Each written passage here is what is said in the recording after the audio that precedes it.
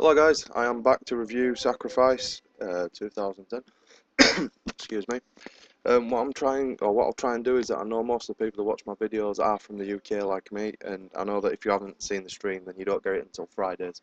So I will try and not mention the results from the matches because it pisses me off when people do that to me anyway.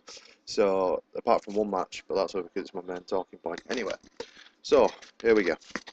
The first match was the tag match between the Guns, Team 3D, and Beer Money Incorporated. This was a very good match. It was, well, not very good, but it was a good match.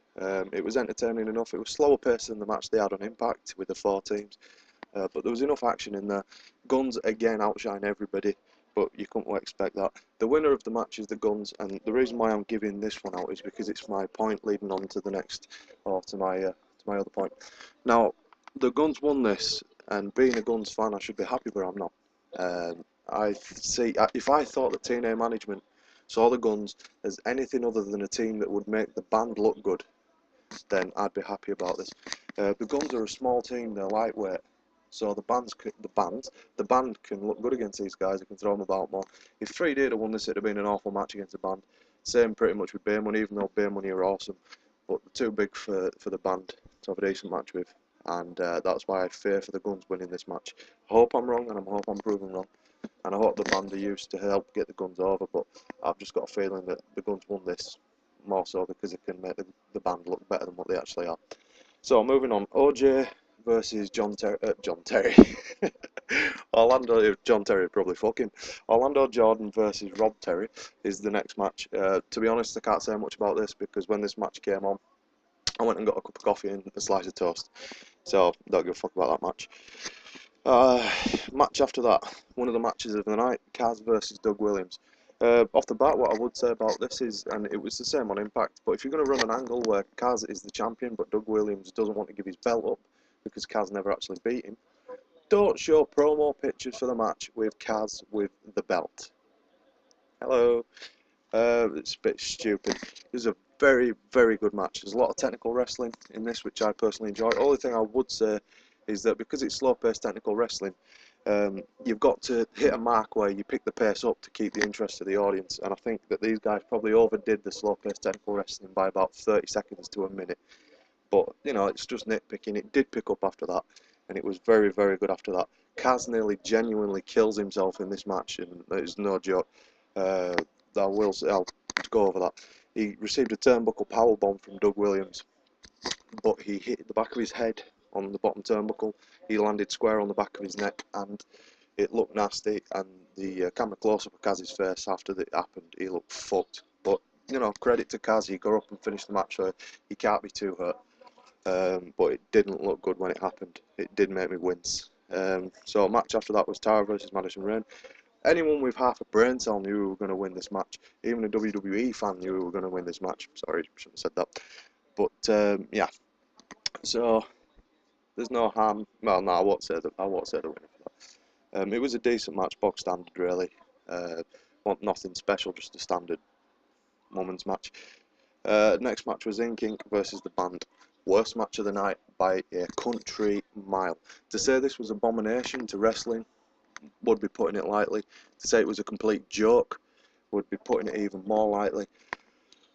Scott Hall, he really does need to go. Scott Hall, I thought, was getting, you know, some kind of form, but I mean, the guy, he took 2 moves or something, and he tried to get up, and his legs were that unstable that he fell straight back over. It was embarrassing.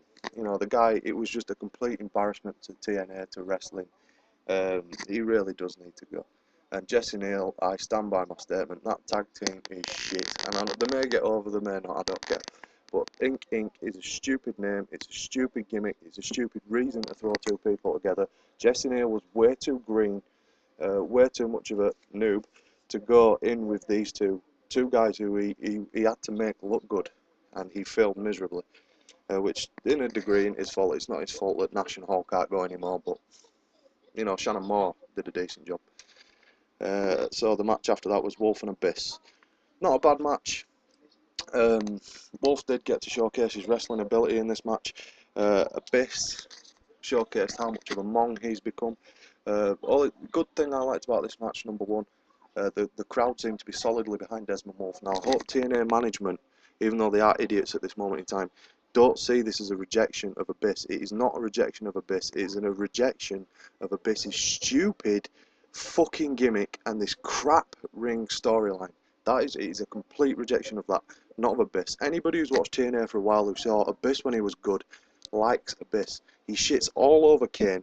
He's probably the best big man wrestling guy, you know, for his size as well, his fatness, if you will. He's probably the best guy out there when it comes to wrestling. He just needs to drop the gimmick, burn the fucking ring, and just let him be a monster again. Anderson Hardy, probably the second best match of the night. Very, very, very, very good match. It started slow pace, which I was a bit worried about. Anderson seems to just need to shake this old WWE style of wrestling that he has. Just shake it off and join the program, if you will. Anderson cut a promo before this match, had me in stitches. This guy is gold. Ken Anderson is gold, and if I were Vince McMahon, I would be kicking myself repeatedly, unless he gets Anderson back, which he could do. But Anderson is a ledge, and if I had to choose between him and Randy Orton, I'd choose Anderson every day. If there's anybody wrestling-wise out there that takes me back to the Attitude Era, it's probably Ken Anderson. He described he's got a new fan base now. Apparently, me included, who's an Anderson fan, are now Anderson's arseholes, which he said in an interview referring to Jeff Hardy's Creatures of the Night. Anderson has Anderson's arseholes. This was a good match, like I said. It picked up pace. There were some good spots in this match. Jeff Hardy hit a good spot off the chair from the entrance ramp over the top rope.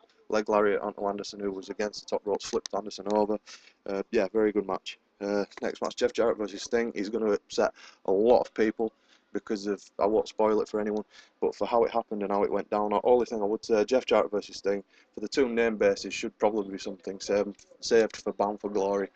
For me, it was perfectly acceptable. It led Sting on to continue the feud, probably with Jeff Jarrett or with Hulk Hogan, with someone else, hopefully not Hulk Hogan. But to me, it was perfectly acceptable. Every match was pretty much technical wrestling all night, and I thought this, placed where it was as well, just before the main event, I thought it broke everything up very nicely. It was a nice change of pace, and it was just something different on the night. And AJ and RVD went on quite a while, so yeah, it did break it up. AJ versus RVD, I have 2 minutes to talk about this. It was a good match. To me, it was a bit more slow paced than I hoped it would be, which only disappointment really in the match. AJ, Rob Van Dam seems to be more bothered about building his own persona, his own presence up, rather than helping anyone else at the moment. Which is, I just, you know, he openly admits, RVD, that he lost the passion for wrestling when ECW went under, which is understandable. But, you know, I don't care as long as Rob wrestles how I remember him wrestling, and to a major part it does. AJ was phenomenal in this match, pardon the pun. He sold everything RVD did to him very well. He made RVD look $1 million. RVD did the same for AJ. For the quality of the match, it was very good. It was just a bit too slow paced for my liking, which kind of spoiled it a bit.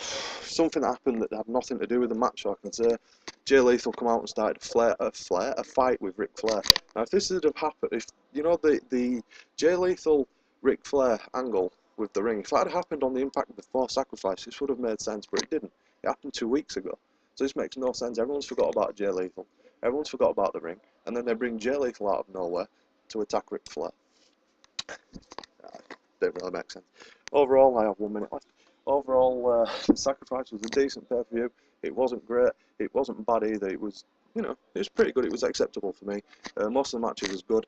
Recommend Kaz and Doug Williams, Anderson and Hardy, two best matches on the card. AJ versus RVD was good. Could have been a bit more fast-paced, but it was still good, some of the stuff that were in it. Yeah, and the tag match at the start. Thanks for watching, guys. Subscribe, and I will see you later.